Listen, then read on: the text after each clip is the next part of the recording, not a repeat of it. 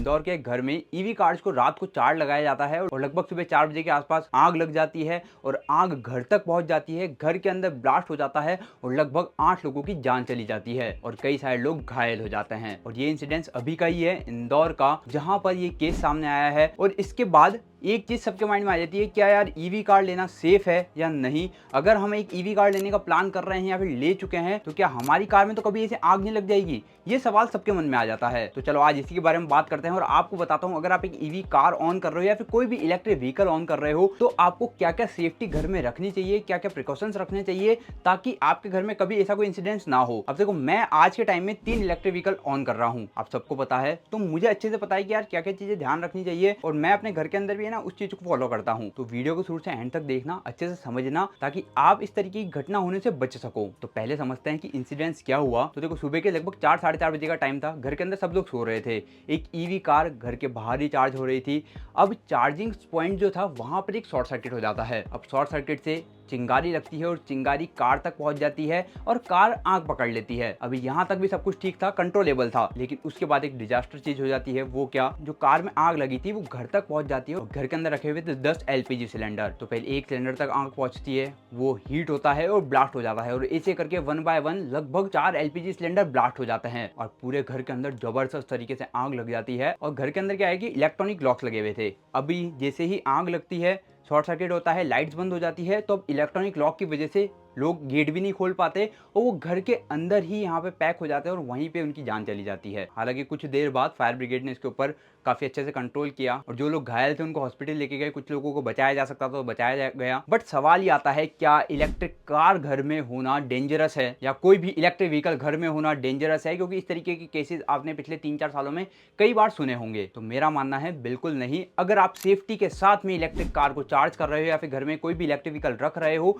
तो आपके साथ ऐसे केसेस होने के चांसेस काफी कम हो जाते हैं। क्योंकि यहाँ पे ईवी ब्लास्ट नहीं था, ये था खराब वायरिंग, अनसेफ चार्जिंग सेटअप और डेंजरस स्टोरेज। मतलब 10 एलपीजी सिलेंडर एक घर के अंदर होना वो तो काफी अनसेफ हो जाता है। अब देखो, अगर आप एक ईवी ऑन कर रहे हो, चाहे वो 2 व्हीलर हो चाहे वो 4 व्हीलर हो, तो आपको क्या क्या चीजें ध्यान रखनी है। पहला पॉइंट, जिस भी सॉकेट से आप चार्ज कर रहे हो, तो अगर 2 व्हीलर चार्ज कर रहे हो तो कम से कम 15 एम्पेयर का सॉकेट होना चाहिए। और जो खाली वायर आता है ना स्लो चार्जिंग वाला, जिससे लगभग 24 घंटे में कार चार्ज होती है, तो अगर उससे चार्ज करो तो 15-16 एम्पेयर का ठीक है। बट अगर आप जो फास्ट चार्जर्स आते हैं, जैसे डीलर्स जो ऑफर करते हैं वो, या फिर आप आफ्टर मार्केट परचेज कर रहे हो वो, तो वहां पे मिनिमम 32 एम्पेयर का सॉकेट तो होना चाहिए। क्योंकि 5 एम्पेयर के जो नॉर्मल घर पे लगे हुए होते हैं, अगर आप उससे ईवी कार चार्ज कर रहे हो या फिर ईवी व्हीकल चार्ज कर रहे हो तो वो काफी बड़ी रिस्क हो जाती है। फिर आता है सेकंड पॉइंट, जो कि डेडिकेटेड लाइन जरूर होनी चाहिए। मतलब अगर आप एक ईवी ऑन कर रहे हो तो आपके मीटर से एक सेपरेट वायरिंग करके बोर्ड लगवाओ, जहां पे आप 16 एम्पियर 32 एम्पियर के सॉकेट लगवाओ, जहां से आप अपनी ईवी को चार्ज कर सको, ताकि वो किसी और अप्लायंस के साथ कनेक्टेड नहीं हो और लोड जो है वो डायरेक्टली उस बोर्ड के ऊपर ना आए, ताकि शॉर्ट सर्किट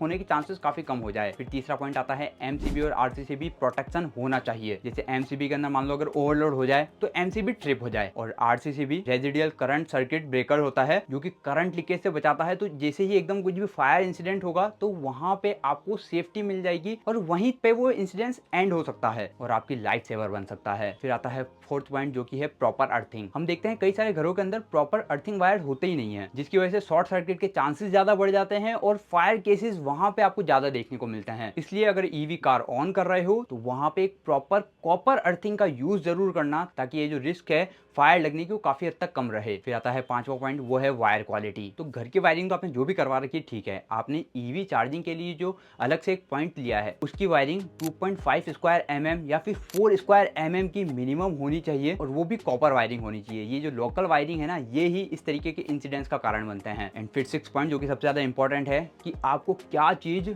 किसी भी हालत में यूज नहीं करनी है। पहला पॉइंट, एक्सटेंशन बोर्ड का आप कभी भी यूज मत करो, वो लोड जो है इतना कैरी नहीं कर सकते हो, उसमें कभी भी शॉर्ट सर्किट होकर आंख पकड़ सकते हैं। दूसरा पॉइंट, जुगाड़ चार्जिंग मत करो। हम क्या सोचते हैं यार, जो डीलर से या फिर कोई जो अच्छी कंपनीज है वहां से चार्जर नहीं लेके हम किसी भी लोकल शॉप से चार्जर ले आते हैं, जो कि चार्जर ना तो सेफ होता है, जिसकी वजह से जब आप चार्ज कर रहे हो थोड़ा सा भी उसके ऊपर लोड आता है तो वो ब्लास्ट हो सकता है, वहां पे आग लग सकती है। एंड तीसरा पॉइंट, ओवरलोड सॉकेट को तो कभी भी यूज करना ही मत। आपके घर में कितनी जरूरत है यार, 1 सिलेंडर या 2 सिलेंडर की? 10-10 सिलेंडर घर में होंगे तो मान लो कभी गलती से आग लग भी जाए, चाहे वो ईवी की वजह से लगे, चाहे वो नॉर्मल शॉर्ट सर्किट की वजह से लगे, 10-10 सिलेंडर है तो 1 2 3 कंटिन्यूसली अगर ब्लास्ट होंगे तो पूरा घर तबाह हो सकता है। आसपास के जो घर है वहां पे भी आग लग सकती है। और घर में यार क्या जरूरत है, 1-2 सिलेंडर से ज्यादा ना हो तो ही बेटर है। वहीं दूसरा, जैसा इस केस में हुआ, इलेक्ट्रॉनिक लॉक्स लगे हुए थे जो खुल ही नहीं पाए। तो इलेक्ट्रॉनिक लॉक्स अगर आप लगवा रहे हो सेफ्टी के हिसाब से, बट यहाँ पे आप मैकेनिकल लॉक्स भी यूज करो। जब भी आप घर बनवाए, फिर घर के अंदर आपके इलेक्ट्रॉनिक लॉक्स है तो उसको रिप्लेस करा के आप मैकेनिकल लॉक रखो,